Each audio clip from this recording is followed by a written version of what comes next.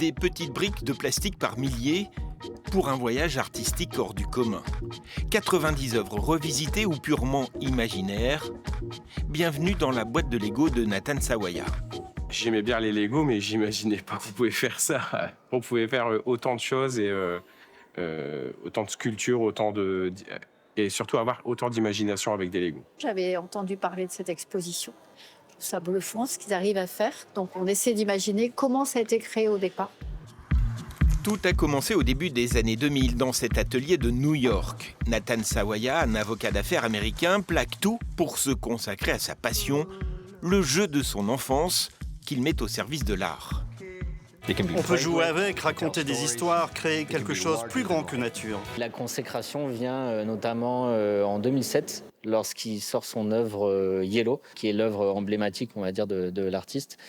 Et à partir de ce moment, ça lui a permis donc de pouvoir présenter de plus en plus d'œuvres et de pouvoir présenter cette exposition un peu partout à travers le monde.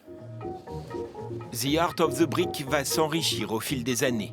L'exposition nous ramène au temps des grands maîtres, nous plonge dans la pop culture, au cœur du corps humain ou dans l'imaginaire pur. La brique, support esthétique et créatif. C'est très très intéressant. Ça reproduit beaucoup d'œuvres connues. Ça va bien au-delà de l'aspect ludique de la construction. C'est vraiment une expression artistique. Et en plus, je crois que tout le monde peut y trouver son compte puisqu'il y a différents aspects. Pour les amateurs de chiffres, l'exposition compte 1 million de pièces, 80 000 pour ce seul T-Rex, l'œuvre la plus imposante. Pour démarrer cette œuvre, l'artiste est parti donc de la griffe, celle-ci, qui est une pièce de 2 Lego, une petite pièce comme ça d'1 centimètre. Il s'est dit, ok, ça, la griffe, ce sera mon échelle, et ensuite je vais monter toute la structure. Et on arrive finalement à une pièce de 6 mètres de long. Il n'avait pas forcément ça en tête au début. Nathan Sawaya vous surprendra à coup sûr. Ses œuvres sont à découvrir en famille, et sur place, les enfants peuvent même tenter de les reproduire.